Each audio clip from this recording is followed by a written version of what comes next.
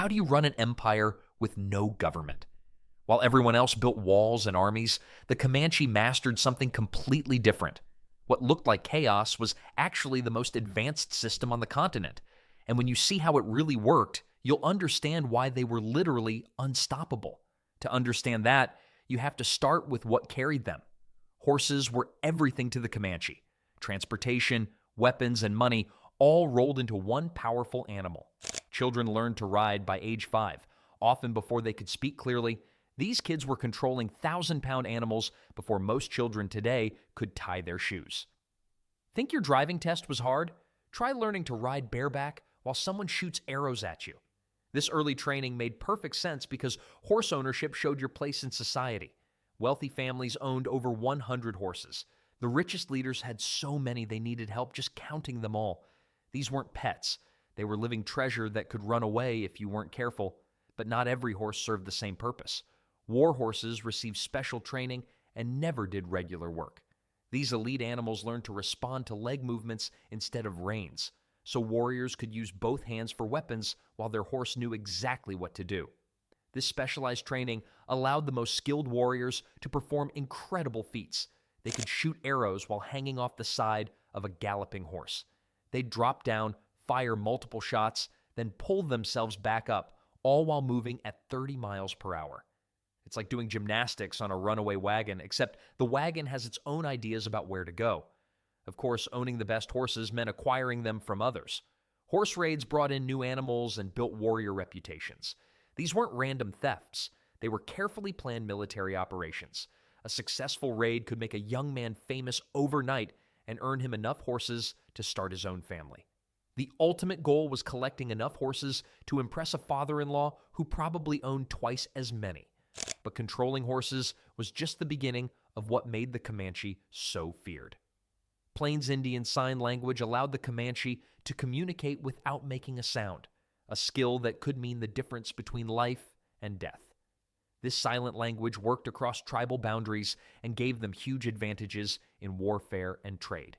The military applications were obvious. During raids, silence meant everything. One wrong sound could alert an entire enemy camp. Hand signs allowed war parties to coordinate complex attacks without giving away their position. Warriors could signal directions, enemy numbers, and battle plans from hundreds of yards away. It's like having a secret code that works in broad daylight. This skill started developing early in life. Children learned sign language alongside spoken words.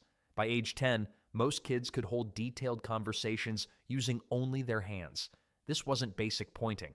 The plain sign language had thousands of specific signs for everything from weather patterns to complex emotions.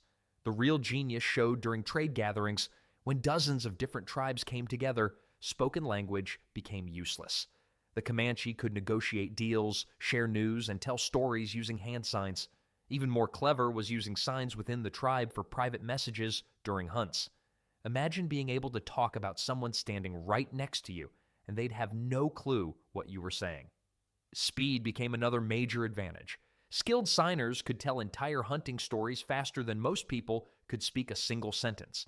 But silent communication was just one tool in their survival kit.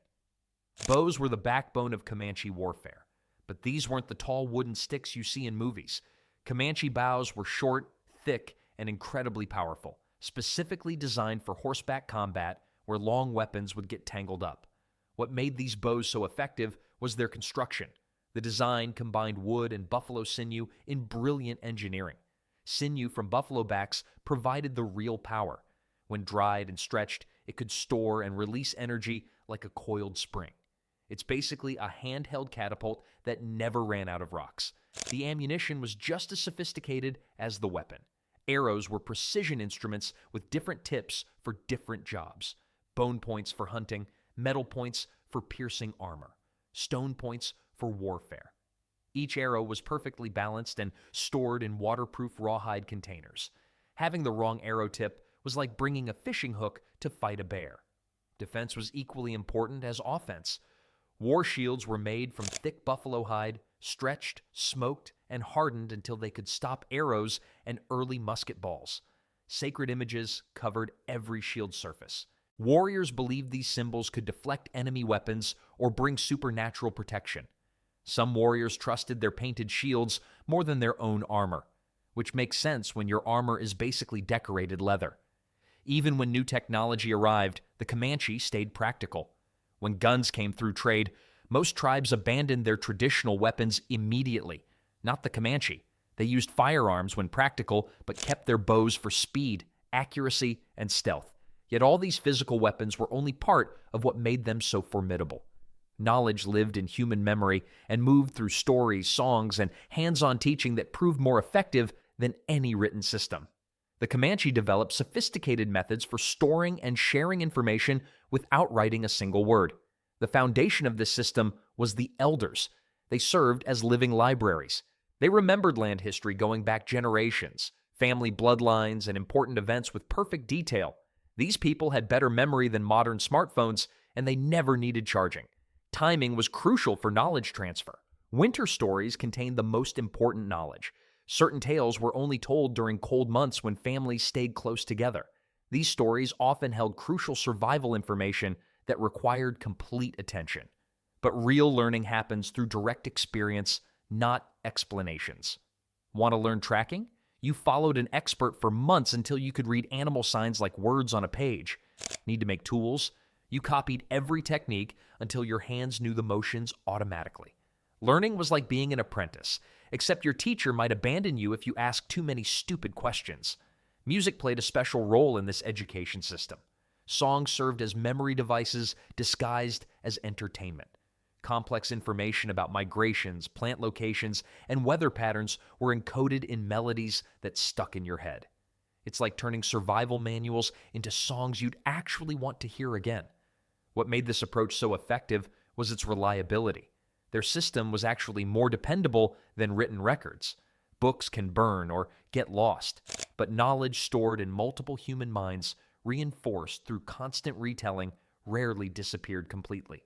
Speaking of specialized knowledge, their medical expertise was remarkable. Plant medicine formed the foundation of Comanche healthcare, using everything from yucca roots to willow bark in treatments that combined chemistry, psychology, and faith. Healers developed methods that kept nomadic people healthy on harsh plains. Some of their discoveries were remarkably advanced. Willow bark contained the same pain-relieving ingredient found in modern aspirin. The Comanche discovered this centuries before pharmaceutical companies figured it out. They boiled the inner bark into tea for pain relief and fever reduction. Mother Nature basically ran a 24-hour pharmacy with no prescription required. Emergency medicine required even more creativity with available materials. Spiderwebs stopped bleeding when applied directly to wounds. This wasn't desperate improvisation. Spiderwebs contain germ-fighting properties and help blood clot faster. It's like having bandages that made themselves and hung around waiting for accidents. Multi-purpose plants were especially valuable. Yucca root became a comprehensive medical supply. It contains natural soap-making chemicals that create foam when mixed with water. Healers used yucca soap to clean wounds and made needle and thread from yucca fibers for stitching cuts. The Comanche approach to mental health was completely different from individual treatment. Mental health issues took a community approach. Emotional struggles were handled by the entire tribe, not individual doctors. Depression often comes from feeling alone. Having your entire social network involved addresses the root cause.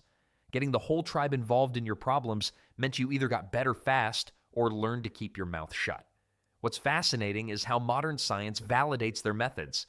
Many of their treatments are being proven effective by current research. Plants they used for centuries are now studied by scientists who keep finding compounds that actually work. All this medical knowledge was worthless if you couldn't find your way to the healing plants.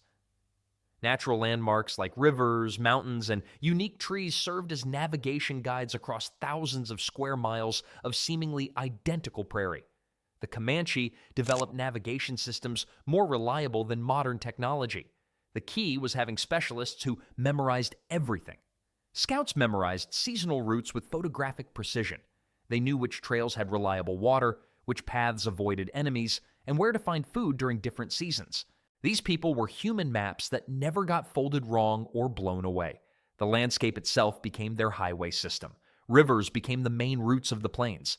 The Comanche knew every major waterway, its seasonal changes, and connections to other rivers. Mountain ranges served as long-distance reference points visible from 50 miles away. But the real skill was reading subtle signs invisible to most people. Wind patterns changed depending on location and season. The Comanche could determine direction by feeling how wind hit their face and smelling what it carried. They turned their nose into a compass that worked even when the sun wasn't shining. Individual landmarks were passed down like family treasures. Unique trees became trail markers shared through generations. A lightning-struck oak, a bent cottonwood, or a lone pine. These landmarks were memorized and shared. Star navigation was crucial for night travel, telling time, direction, and season just by looking up.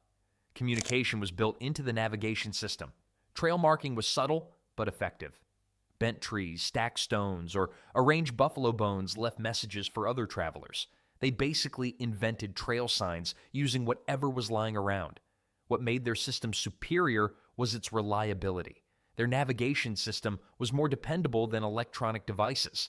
Technology fails and batteries die, but natural navigation works as long as you can see the sky or feel the wind.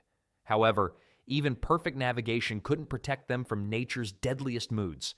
Weather on the Great Plains could kill in dozens of ways, and teepees built with thick buffalo hides were engineered shelters that could withstand nature's worst attacks. The Comanche had to be ready for everything from tornadoes to blizzards. The design wasn't accidental. The teepee shape naturally deflects wind rather than fighting against it. It's like building a house that thinks it's a mountain. Let the wind go around, not through. Multiple layers of thick hide were sewn together with sinew that got stronger when wet. Winter survival required creative solutions for heating. Buffalo dung was dried and burned when wood was scarce. Yes, they heated their homes with dried animal droppings, and it actually worked better than complaining about the cold. Food preservation was equally critical for surviving lean periods. Dried meat and berries were stored in waterproof rawhide bags. The Comanche made pemmican, a mixture of dried meat, fat, and berries that provided complete nutrition and never spoiled. Pemmican was like energy bars that lasted forever and didn't taste like cardboard. Water scarcity presented another major challenge. Drought survival meant knowing secret underground springs that outsiders didn't know about. They had hidden knowledge of every reliable water source across thousands of square miles. Camp placement was always chosen with weather defense in mind. Predicting weather became a life or death skill.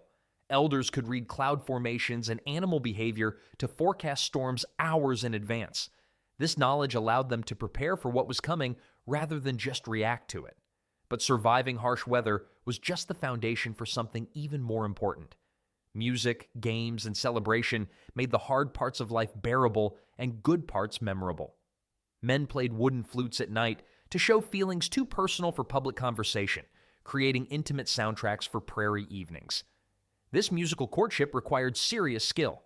Young men practiced for years to master complex melodies used for courtship and emotional expression. It's like learning to serenade someone, except messing up might mean staying single forever. Music served practical purposes beyond romance. Different melodies could send messages across long distances or provide entertainment during quiet hours. Children learned through play that was actually training. They raced ponies almost before they could walk steadily. These weren't just games, they were preparation for adult life. They basically turned every childhood activity into job training, except the job was staying alive. Play seamlessly blended with work throughout Comanche culture. Kids learned balance and horse handling through activities that built essential survival skills. Even adult work included constant humor. Laughter and teasing were normal parts of daily tasks. The Comanche understood that humor made difficult work easier. Spiritual life is connected to daily life through dreams. Dreams were taken seriously as guidance for important decisions. People shared dreams each morning, and the community discussed possible meanings. It's like having a nightly consultation service that worked while you slept. Entertainment brought everything together during social times. Gaming provided serious fun with people betting horses and weapons on outcomes. Storytelling was performance art where the best could hold audiences spellbound for hours. And that's how the Comanche created a complete way of life that lasted for centuries.